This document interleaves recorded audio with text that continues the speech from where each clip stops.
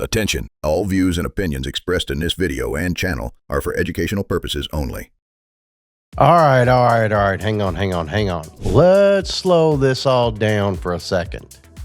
You've probably seen all the headlines by now that, how Trump's, reclassifying marijuana. It's a historic moment, big federal shift, and on the surface, kind of sounds huge. But if you've been in this industry as long as 5 minutes ago, your gut probably said the same thing mine does. Something don't seem right. So today, I'm going to break this down without all the bullshit and the politics and the clickbait, and explain what this move actually does and who it actually helps and where the double talk lives and breathes. Because this is one of those moments where if you don't understand the fine print, you're going to misunderstand the entire direction of this industry is about to head. Here we go.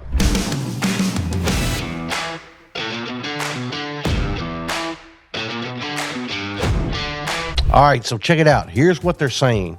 Marijuana is being reclassified from Schedule 1 to Schedule 3. Hey, that sounds like progress, don't it? Well, let's get something straight immediately. Rescheduling is not legalization.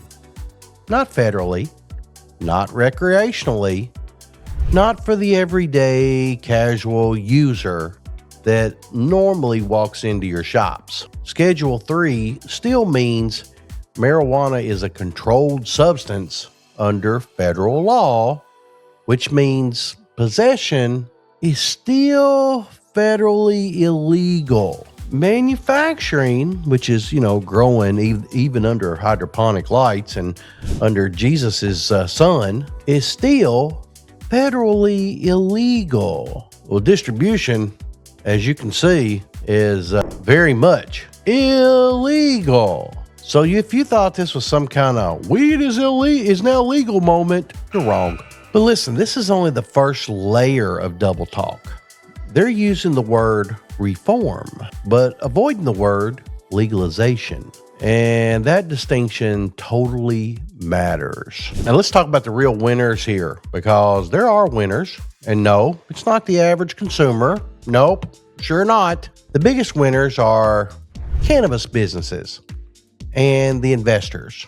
Why? 2 words, 280E taxes. If marijuana moves to Schedule 3, legal cannabis companies may finally be able to deduct normal business expenses. Rent, payroll, marketing, like every other business. And that's massive. And that's why cannabis stocks have jumped immediately on the news. Wall Street didn't react because of the social justice, of course. They reacted because of profitability. That tells you everything you need to know. This move is designed to stabilize public cannabis companies, institutionalize investors, and banking relationships. It's not designed to suddenly protect the user or clear records of offenders. That's the second layer of double talk. So let's clear up some myths of what this does not do. This does not release federal prisoners, nor does it expunge criminal records. It does not legalize recreational use or protect you from federal charges should you be under federal indictment at this time. It does not override your state laws, although most times federal law supersedes state laws. But this is kind of a states' rights issue. There are no automatic criminal justice reforms attached to this. You hear people say, well, this is going to free people. This ends the war on drugs. Well, they would be a special kind of stupid or terribly misinformed or even lying to you. This move allows the government to say, we acknowledge medical use without saying, we've been wrong for 50 plus years. That's political cover, not accountability. Let me tell you why this is happening, okay? Why now, Chad? Well, because the system is under pressure. States are legalizing faster than the federal government expected. Intoxicating hemp exploded outside of dispensaries. Enforcement became very inconsistent, and the markets got extremely messy, and the tax structures became unsustainable. This reclassification is a pressure release valve. It's going to calm the markets, and it reassures institutions. Here, institutions means banks. It signals control, but avoids the hardest decision of all, full federal legalization. Because once you legalize fully, you're going to open interstate commerce, which means you can ship it across state lines. You're going to open up federal oversight, price compression, corporate domination. And not everyone in power wants that yet. Too many old folks and still in power. So instead, we get a half-ass move. Technical, cautious, very, very, very controlled. Now, as shop owners, what should you do? Let me speak directly to you just for a second.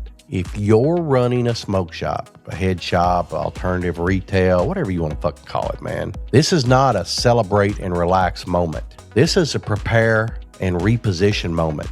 Or for some of you, most of you, it's going to be a fuck around and find out moment. Here's what you should not do. Don't change your business overnight. Don't assume enforcement is going to fucking disappear. Don't chase hype inventory. Here's what you should do. Start planning life after intoxicating hemp. Diversify into resilient product categories. Clean up your compliance and record keeping.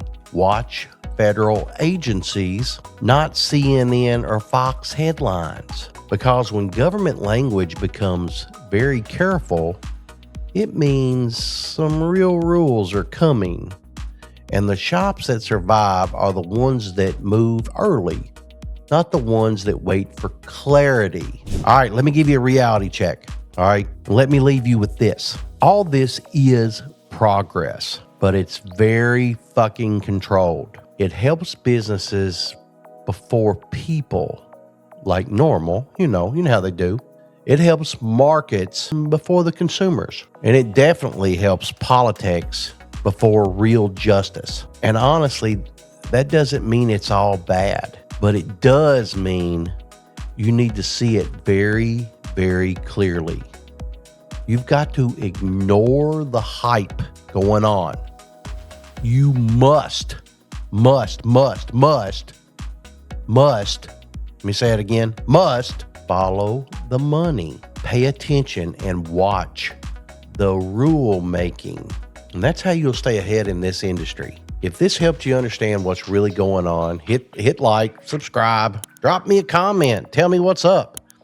Especially if you're a shop owner watching this shift in real time. I'm going to keep breaking this down, man. I got another video in me about this. It's going to be coming in hot. And I'll be telling you more as this shit develops. Because I feel responsible to help you all with this. Because I know what they're capable of. And I definitely don't want you to have a federal number like old Chad. All right, y'all. Have a good day. See you next time. Bye.